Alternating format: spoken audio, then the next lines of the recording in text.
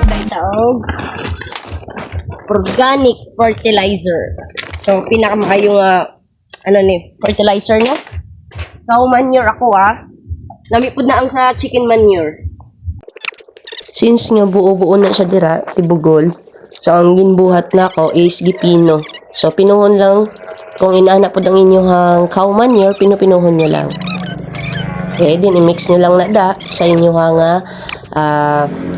yuta sa inyong tanom. So, yun na ako kung mag-apply ko og cow manure. So, makita nyo na mga pila ka bulan na medyo gayo ang yuta sa imuhang tanom dira, kundi tambok kaayo siya.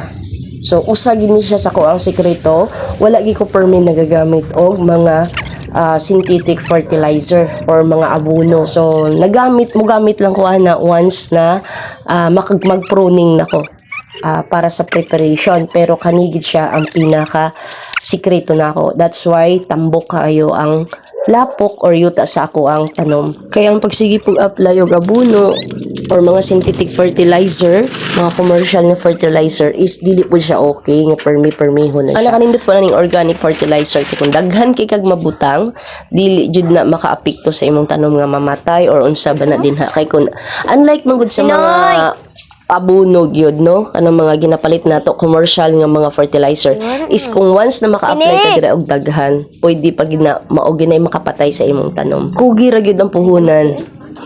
So, happy farming everyone, mga kaubas, mga ka-grapes.